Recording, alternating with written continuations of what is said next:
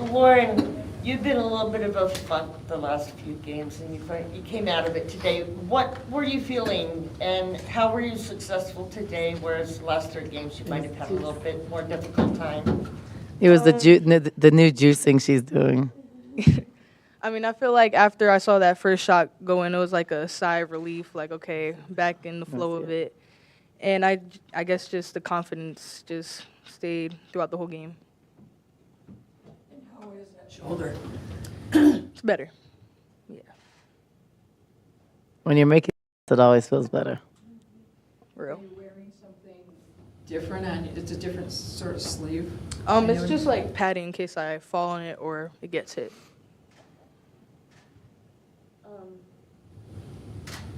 And the fouls are, again, it's hard to function with that. I mean, how can it be addressed at this point? I know you've worked on fundamentals, you've made some changes in defensive assignments or, system a little bit, but what else is there to do about that? Well, I think so. We knew coming into this game, Utah's a very good offensive team. They're experienced. They're cohesive on offense. They move the ball really fast. So we talked and worked on. If they move the ball fast, it is going to be a long afternoon because they're too good. Then we can't get into our on-ball defense and stuff like that. So you can live with some fouls. Like Brea got an early foul. Whether it's a foul or not, it's still a foul early. I think just the awareness of not getting that second one and then the third one. So I think that when games are tough and you're down, a lot of fouls are frustration fouls. And those are the fouls to eliminate. You can live with a questionable charge call. But then I think it's adjusting and being smart and then being smart to not get that next one. So I think just a little bit better discipline and awareness. And we have young players, and our youth really showed today because frustration fouls, body language, but those are controllable. So for me, it's not about like we got our butts kicked today. Credit to Utah, they did a great job. But like I think the disappointing part for me is the controllables, like your attitude, your body language, your work ethic, your mentality on the court, those are controllables. And that should never vary. Now, like this is an example. She can be 0 for 7, she can be 7 for 10. And her body language and attitude and effort doesn't change. And that's why she's hard to take off the court. I don't care what the shooting percentage was. It wasn't her night. And a lot of times we're giving the ball at the last second. But the effort and the talking and the attitude when you miss a shot is what you can control. And I think that the part that I'm going to challenge the team on is you can miss shots, but then it's selfish if you're just hanging your head and you're having a bad attitude because you miss shots. That's selfish because you don't have to make shots to help us win. You can go get rebounds. You can go play great defense. You could be a communicator and help. So it's not all predicated on scoring. And I think that if you see a lot of players, it's just predicated on scoring, and they're sulking their head, and then there's a 3 on the other end. So those are things that are disappointing, and those are things that I have to change as a coach because that's not the standard here. And how much pressure does it put on you, Jada? And what do you see, Adia, when she has to be that scorer because your other scorers are in foul trouble? Well, it's deflating because I'm asking her to go guard the point guard, full court, who's really fast. I'm saying go run the offense and keep the ball for 37 minutes of the game, and then go shoot and go. It's a lot, and it's not sustainable. So I think that there has to be other ways to. And for a second, I couldn't take her out of the game. I moved her off the ball for a second.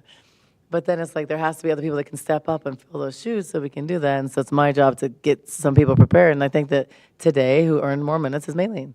Maylene's been solid, and she's going to earn more minutes. She always has a great attitude. She works her butt off. And I think that what young players don't understand is this: is if I'm sitting there sulking and hanging my head, it's affecting people around you. And it's not. And I think that's what you have to teach young players. And Maylene doesn't do that. Like she doesn't do that. And Lauren's learning. She's a freshman. And freshmen are going to do that sometimes. That's expected. But I think, then you end up, the game's bad. But it felt like to me that we were losing the game by 50 points in the second quarter. That's what the energy felt like. It was sucking out of me. It's like, that's not acceptable. And that has to be changed. You talk about foul trouble and energy level, but what was the big issue you were having on offense, do you think, tonight? I don't know. Couldn't run offense. I don't know why we were so passive. I don't know why we weren't attacking. Because we know individually, Utah is not the best defensive team individually. They are very good as a team defense, but one-on-one, we should have been able to attack. I mean, they had no problem attacking us. So I think that I don't know why we were hesitant. I don't know why we weren't going downhill. It's the same things we do. And I think we have gotten better offensively, and today it didn't show that. And some of that is not executing the play or one person not running the play. Some people don't know the plays still. And so that's on me. It's like my fault if I'm playing them, they don't know the plays. But there's times we're trying to execute a play or like let's get a shot, someone's in the wrong spot, so it's hard to do that. And I mean, that's, we're young, but we have to learn fast and not make stupid fouls when we're frustrated and be able to run offense and be able to execute things and not have more than one person scoring in the second half. When you get in a hole like that in the first half, what is that, like, how do you keep on fighting? Because you're someone who keeps on fighting throughout until you're trying to make that defensive play or do something that sort of sparks your team. How do you keep digging deep when it just seems like nothing's going right? Like you're not scoring, you're not getting stops, and all of that is happening. Where do you find that? Love for the game. I'm passionate. I put my whole life into this. I've sacrificed a lot. So I know my team feeds off my energy. So if I'm down, then that means we're really down. So I just try to focus on that. That's a maturity thing for me. I've always played up. I'm a point guard. My job is not to always score. It's to assist, to have good energy, things like that. So I don't think it's pressure. I think that's my role. That's my job. So just handling my business, and then everything else will fall. And maturity and mentality. So I think a selfless mentality is finding other ways to be positive about. A selfish mentality is hanging your head because you're missing shots. Or you turn the ball over. When you're selfless, you're giving to others, you're finding other ways to help. And that could be communicating, that can be setting great screens, that can be I'm off, but I'm going to get my teammate a shot. Like those are things, and that's where we're not at yet, when things are hard. It is easy when it's 70 degrees outside and it's a beautiful day and life is great. It's hard, and character shows when things are tough and your back's against the wall. So how do you respond under stress and pressure? And we're seeing that in games that we lose. So, and it's not, to me, it's like you're going to lose games, you're going to win games. It's not about that, but the correctable things and the teachable things and the things that have to change is attitude, mentality, effort, and that can't be something that's questioned. And so that will be a fixed thing, and it may still mean we lose this game. Maybe they're a better team, but we're not going to lose in that fashion. And at one point, you went really young. It was just Jada and then a lot of young players. Seemed to bring some energy to the team. Because people play hard, and So might we see more of that going forward? Yeah, you will. And then, like I said, one of those people today to me was Maylene. She did it last game. She did it at BYU. And before, if you look at the Maylene a month ago, what would happen? She'd come in the game, she'd turn the ball over and make fouls right away. Now she's corrected that, she's gotten better, and now I think there's more trust. She's came in, she's making shots, she's making the right read. It's not about, she doesn't have to come in and score 15 points, she has to come in and be solid. And I think that's what we're getting from her, and then you never have to question her effort. She's never going to make a mistake and hang her head or not run back on defense. She's going to give max effort every time, so that is the type of player I like, and so she's going to earn more minutes because of that. And she can make mistakes. You make a mistake, you turn the ball over and you sprint your butt back and go hard. I don't care about the mistakes. Like, she's a freshman. Like, she's supposed to make mistakes. She's sometimes going to, like she made a mistake a few games. She celebrated. She made some threes like today. She celebrated and then, like, missed an assignment. But I can teach that. But, like, that doesn't hurt your teammates. I think that, and toughness. Like, we need some toughness. Like, getting blocked and, and not getting down the floor for 50-50 balls. Those are controllable things. It doesn't take athleticism. It doesn't take skill to do that. It takes effort and a mentality. And I don't know what, maybe it's because it's the end of 2024. I don't know what. Yeah, leaving it past. So we'll leave this game behind us and look forward to next year. And the team out-rebounded 40-21, I think. And we shot 34%, so there's a lot of opportunities. So that's an effort thing. That's not a skill thing. So let me tell you someone else that crashes hard every time. Who crashes hard every time? Maylene. That's an effort and a mentality and a want. It's not, Maylene is not more athletic than some of the other people. But it's a want and a mentality, and those are separators. And I think when you when you always look and like the barometer for being great is you'll look at players like her that you go hard, you work, and that's like Kelsey Plum. Kelsey Plum wasn't the most athletic, but she became great because she has the mentality, the work ethic, and like the drive. And that separates good from great players. And I mean, you see that right now with consistency. You only had 12 turnovers tonight, and Yeah. 8 in the first half, I think only 4 in the second half. That's because she was shooting the ball every time and making it every time she got it. Yeah. What was it, Jada, in the second half that really helped you as a team handle the ball better? Lauren was making shots, so quick pass, shot. Well, I think, but 12 turnovers, but 8 assists, so the ball wasn't moving, right?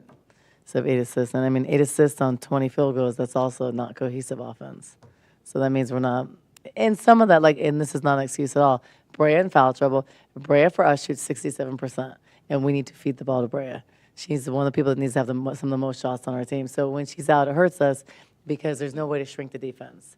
So when Brea has the ball, she demands a double team, and players get shots. When she's not in, we don't have a low post presence and someone else that scores inside, so they just stay on the perimeter, and then the guards can't get shots, so she ends up having to take a shot at the last second. And that's what's hard. So that's why I need to keep on, we need to start looking for ISIS and demanding ISIS scoring on the block, because then at least makes the post players guard you. Otherwise, they're not even really helping on all balls. They're just guarding our guards. So then we take hard shots. At one point, you had Isis and Montea both out there, like we've talked about, and neither one of them is offensive-minded. Yeah.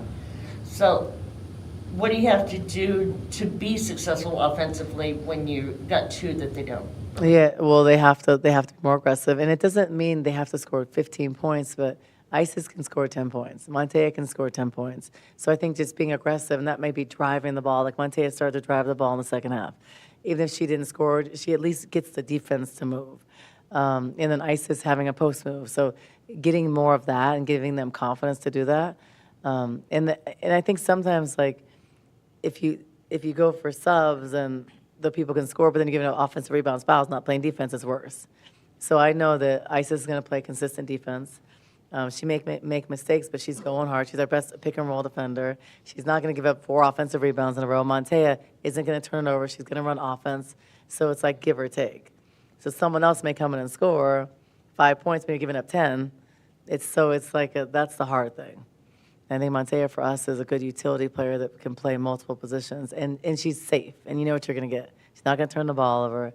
She's going to execute, and she makes the ball move. Yeah, so. One more before we end. It didn't really look like a blue game today, did it? No, no. Yeah, so Everyone I looked around and I was like, Yeah, everyone getting out of their cars was in red. yeah, that was a problem. Well, it was a blue game, but I looked around and I was like, this does not look like a blue game, did it? No. I have no idea. I was stressed out. All the coaches were like, we gotta wear blue, because otherwise we get the emails. You didn't wear blue. Oh, sorry, what were you gonna say?